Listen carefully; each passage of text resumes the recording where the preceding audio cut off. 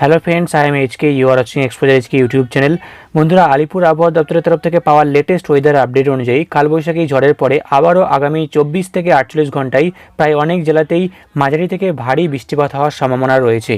তো কোন কোন জেলায় কেমন আবহাওয়া থাকবে বা কোন কোন জেলায় ভারী থেকে মাঝারি বৃষ্টিপাত থাকবে, কেমন ঝড় বইবে, আলিপুর আবহাওয়া দপ্তরের তরফ থেকে লেটেস্ট যে আপডেট উঠে এসছে আমরা দেখে নেব আজকের এই ভিডিওতে। তার আগে বন্ধুরা, আপনি কোন জেলা থেকে ভিডিওটি দেখছেন অবশ্যই কমেন্ট সেকশনে কমেন্ট করে জানাবেন। তার আগে বলি বন্ধুরা, আপনারা যারা আমাদের চ্যানেলের সঙ্গে যুক্ত আছেন তারা জানেনই এই চ্যানেলের প্রত্যেকটা ভিডিও আপনাদের দরকারি। তাই এখনও যদি কেউ সাবস্ক্রাইব করে না থাকেন তবে অবশ্যই চ্যানেলটাকে সাবস্ক্রাইব করে পাশে থাকুন আপনার সমস্ত দরকারি ভিডিও পেতে।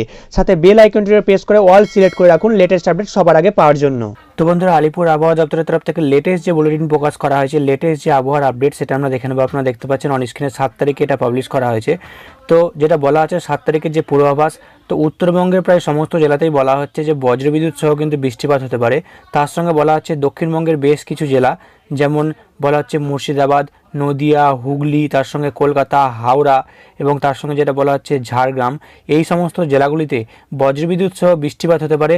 তার সঙ্গে বলা আছে যে ঘন্টায় 40 থেকে 50 কিলোমিটার বেগে ঝড় বইতে পারে।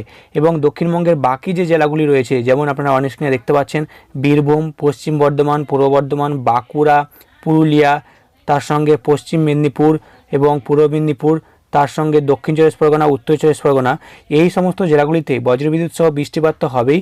তার সঙ্গে বলা হচ্ছে যে কালবৈশাখী ঝড় বইতে পারে 50 থেকে 60 কিলোমিটার প্রতি ঘন্টার বেগে।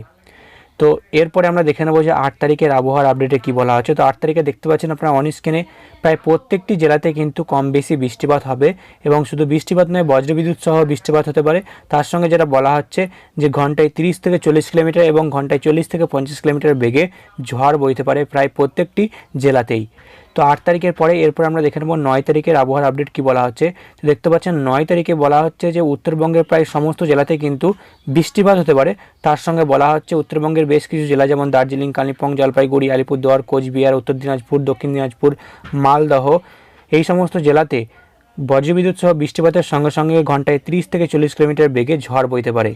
এবং বাকি যে জেলা, যেমন দেখতে পাচ্ছেন মুর্শিদাবাদ, বীরভূম, পশ্চিম বর্ধমান এবং নদিয়া, এই সমস্ত জেলাগুলিতে অল্প বৃষ্টিপাত হতে পারে, বজ্রবিদ্যুৎ সহ বৃষ্টিপাত হতে পারে। এবং এরপর আপনারা দেখতে পাচ্ছেন 10 তারিখের যে আপডেট বলা হচ্ছে যে উত্তরবঙ্গের জেলাগুলি, যেমন দার্জিলিং, কালিম্পং, জলপাইগুড়ি, আলিপুরদুয়ার, কোচবিহার, এই সমস্ত জেলাগুলিতে বজ্রবিদ্যুৎ সহ অল্প হলেও বৃষ্টিপাত হতে পারে। তার সঙ্গে ঘন্টায় 30 থেকে 40 কিলোমিটার বেগে কিন্তু ঝড় বইতে পারে। এবং বাকি জেলাগুলিতে কিন্তু আপাততভাবে বৃষ্টিপাতের কোনো রকম কোনো সম্ভাবনা নেই 10 তারিখে। তো এরপর আমরা 11 তারিখে আপডেট দেখে নেব। দেখতে পাচ্ছেন 11 তারিখে উত্তরবঙ্গের জেলাগুলিতে কিন্তু কোনো রকম বৃষ্টিপাত হওয়ার সম্ভাবনা আপাততভাবে নেই। এবং দক্ষিণবঙ্গের যে জেলাগুলি রয়েছে প্রায় প্রত্যেকটি জেলাতেই, দক্ষিণবঙ্গের প্রায় প্রত্যেকটি জেলাতেই কিন্তু বৃষ্টিপাত হতে পারে, বজ্রবিদ্যুৎ সহ বৃষ্টিপাত হতে পারে।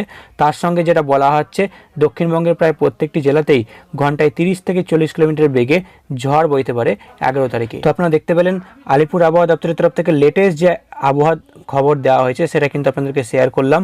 এরপরে আবার লেটেস্ট আপডেট চলে এলে আপনাদের ভিডিও দিয়ে জানিয়ে দেবো। তাই চ্যানেলটাকে এখনও সাবস্ক্রাইব করে না থাকলে চ্যানেলটাকে সাবস্ক্রাইব করতে ভুলবেন না। আর এই ভিডিওটি ভালো লাগলে অবশ্যই একটা লাইক করবেন। আবার আসছে আর একটা নতুন বড় আপডেট নিয়ে।